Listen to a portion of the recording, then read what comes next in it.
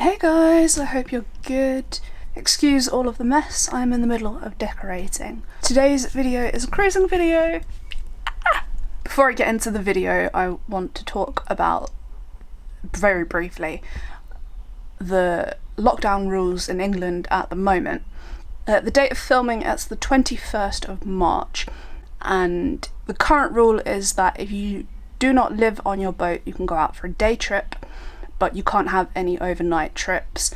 And anybody that is a continuous cruiser from the 23rd of March, then they will be asked to start moving again, and they'll have 2 weeks to start moving again and continuously cruise, unless we go back into a stricter lockdown. The reason for my cruise today is that I am going to have my blacking done, and I checked with the CRT a few weeks ago whilst we were still in a stricter lockdown, and they said that blacking is classed as an essential journey, so lockdown or no lockdown, I was allowed to go. I'm taking the boat to Uxbridge, which is on the other side of London. It's going to be roughly 12 hours cruising, so 2 days cruising to get there, but I just wanted to clear that up about why I was moving the boat. Let's get to it. It's 27 miles and 13 locks from my moorings and bow to Uxbridge Boat Centre. 12 of those locks are today. This is a very sad sight indeed, a sunken boat. I bumped into a lovely viewer called Robbie soon after I left, which put me in a great mood for the day ahead. My aim for the day is to get as far as Little Venice, which is roughly halfway. I'm coming up to Old Ford Lock. I'm on the River Lee at the moment. This is an electric lock, like the one to exit my moorings. I have a debilitating phobia of climbing ladders, but when I'm on my boat I seem to be okay with them. By no means comfortable, but okay. I think because I don't have a choice when I'm in locks.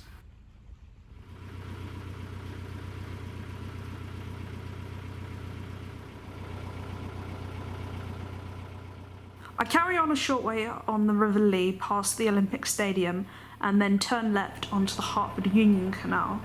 The canal's only a mile long with 3 locks. It's not long until I get to the first one. All of the locks from now on are manual. I get through with no issues. I pull the boat through and then drive on to the next lock. I don't like this at all. The lock landing is on the other side of that bridge and I can't see my boat as I operate the lock. I've taken all of my valuables with me, but I do not like leaving the boat out of sight. Luckily, no one stole her.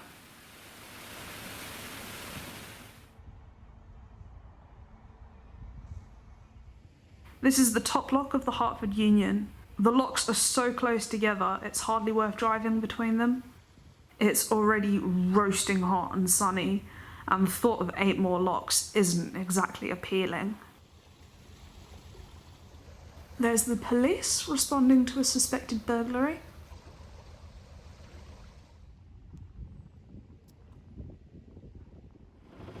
The canal carries on past Victoria Park, where I bumped into Seb, whose partner Jasmine runs the YouTube channel This Narrowboat Adventure. For the past couple of months, boats have only been allowed to move for essential journeys, but from Saturday the 23rd, normal movements are going to start again, so they'll be on the move. Selfishly, I was hoping for the restrictions to last a little longer, so I didn't get caught in canal traffic. This boat is called the Rose of Tralee, which is basically an Irish beauty pageant. Has anyone else noticed how many Irish or Irish-themed boat names there are?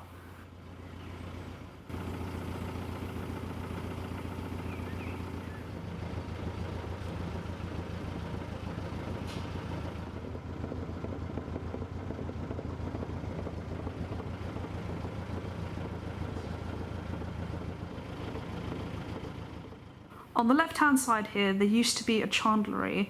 Unfortunately, that's closed down. But we do have some coots nesting in kayaks. The baby birds seem to be doing really well this year, with less boat movements. I've turned right onto the Regent's Canal and I'm approaching my next lock. which is also called Old Ford Lock, like the electric one I went through earlier on the Lee. It's nearly 2 o'clock already. This day is going to be longer than planned. Unfortunately, the bottom gates wouldn't stay closed, but another boat was coming down, so he helped me close the bottom gates as I opened the top paddles. This is where solo boating can be difficult.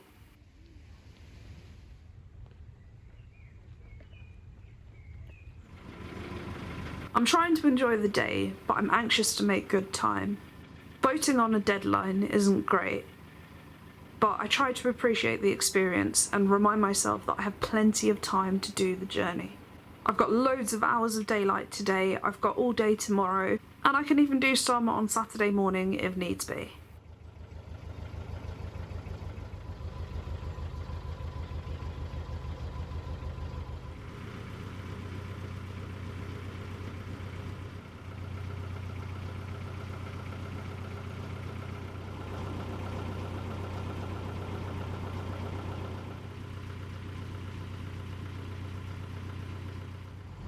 It's not long before I'm at my next lock. I'm getting into the swing of these now.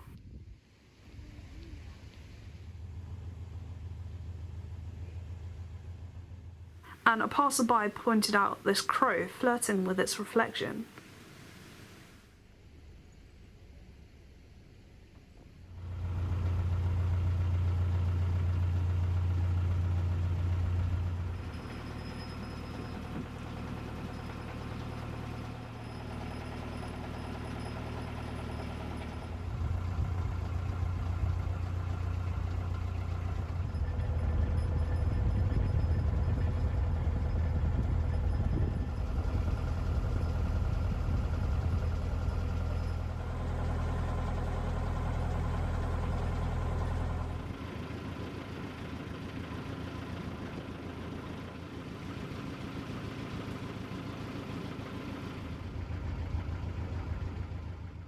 I'm in Haggerston now, so I'm making up some time and I'm enjoying the cruise.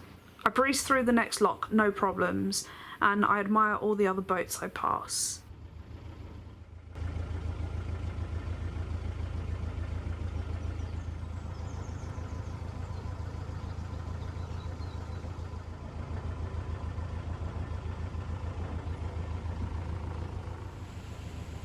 I pull into the next lock, Sturts Lock, and go through my normal procedure, but I can't open the gates once the lock is full.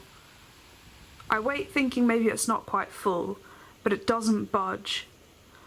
I ask passers-by for help, but it just will not move. I notice that the bottom gates are extremely leaky. I phone a few friends for advice and post on a local Facebook group.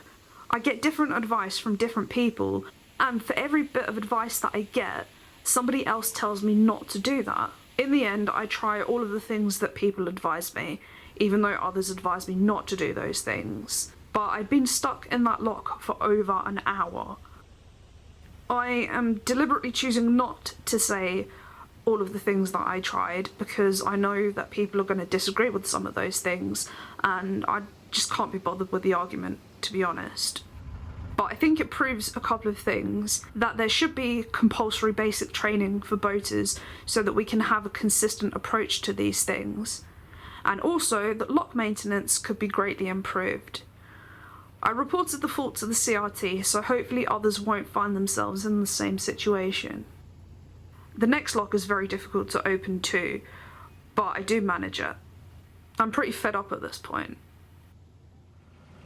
And then the icing on the cake, the Islington tunnel. I have never steered through a tunnel before. And this one's 960 yards long. I'm cacking myself. I've been through here enough times on other boats to know that it's nowhere near as straight as it looks.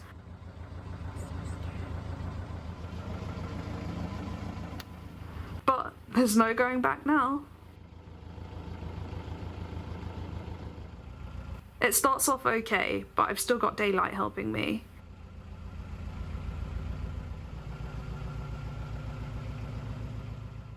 Once you get deeper into the tunnel, you feel like you're not moving. You can't tell how much progress you've made, and the light at the end is sort of an optical illusion, looking so near but never actually getting any closer. I don't like it. And it's hard to keep my course and film at the same time. The video makes my driving look much better than it actually was. As I emerged into the blinding sunlight, I hear screams and shouts, and just make out the profile of two men leaning over the towpath into the tunnel. I slam the boat into reverse, fearing the worst. I can't hear what the men are shouting, and when I get closer and ask them to repeat themselves, it turns out they were just messing around with me. I could have throttled them. But of course, I didn't say anything because there were 5 of them, highly intoxicated, and I'm by myself, travelling slower than they can run, with the name of my home on full display. Unfortunately, I pass another sunken boat. I've seen a lot of signs of neglect and vandalism, which I'm sure is a result of the lockdown and people not being able to get to their boats.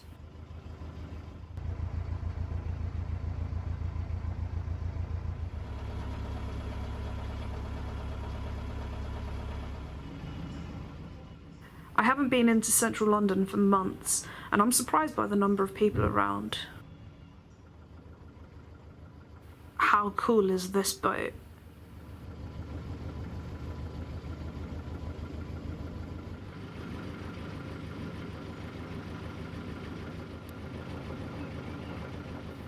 I'm coming up to St Pancras Lock, which I passed through without trouble and with some help from a kind member of their cruising club. By this point I've lost count of the number of locks I've done, and I'm not even confident I've edited all of my footage together in the right order. It was already after 6 o'clock. I should have been moored up for the night already. I didn't feel comfortable to film at the next lock because it was heaving with people. I had to ask someone to stop dangling their legs over the ladder so I could get out. There were people sunbathing on the lock gates, and everywhere I went people were filming me on their phones. I felt really uncomfortable. One of the gongoozlers offered to help me with the next 2 locks, which was kind, because all the distractions caused me to lose concentration on the ladder. I somehow wrapped the rope around my thumb and the boat lurched forward. I got a nasty rope burn, which could have ended up much worse. If you happen to be watching boaters go through locks, especially if they're on their own, it's best not to ask questions or take photos or take the piss out of them or get in the way until they're safely out of the lock. I don't mean to sound like a grump, but I have to make sure of my own safety and that my boat doesn't sink. I'm happy to talk to people and answer questions, but safety has to be my priority. Although there are lots more people out than I had expected, it is very weird to see Camden this empty. Usually the market's bustling and there are people everywhere. That was my last lock of the day. There won't be another one now until I'm almost at Uxbridge. I'm so relieved. As I turned the next corner, I waved at some boaters who started to cheer for me, so I thanked them. And then I realised half a second too late they were doing the 8 PM clap for the NHS, which has become customary on a Thursday evening. It was equally humiliating and hilarious. I turn right again through Regent's Park. I doubt I'll make it to Little Venice before dark. But finding somewhere to moor is going to be near impossible as well. There's a really long stretch now where mooring just isn't possible. I'm starting to get a bit worried. Up ahead is London Zoo, and that's the aviary, and on the left is the warthog enclosure.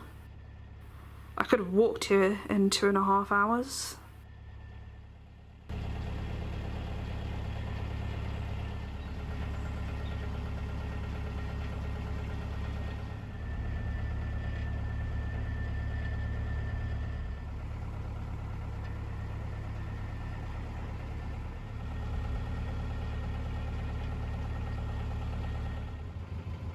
I love these permanent moorings. What a great location to live.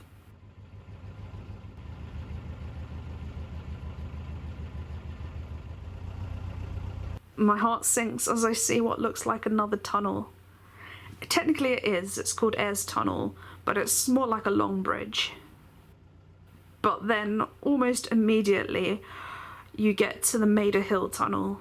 It's 272 yards long, and it's easy peasy after the Islington one.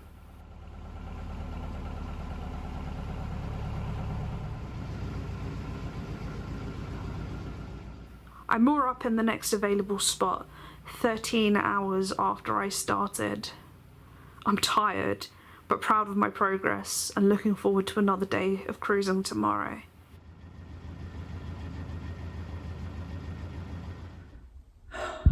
That was hard. That was really, really hard. My camera's dead, so I'm recording from my phone. That is easily the worst day's boating that I have ever had, but I did it, and I know in a few days I will forget how I'm feeling now, and I want to go and do it all again.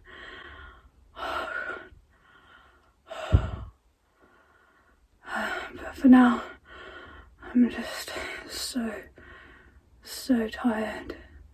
I've got blisters on my hands, my feet are sore, I'm hungry, I'm probably dehydrated.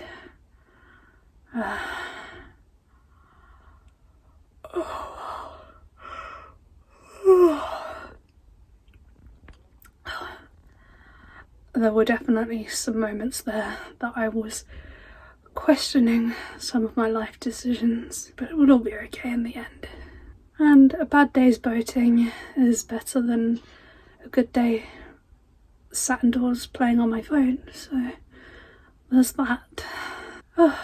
Okay, I'll see you next time.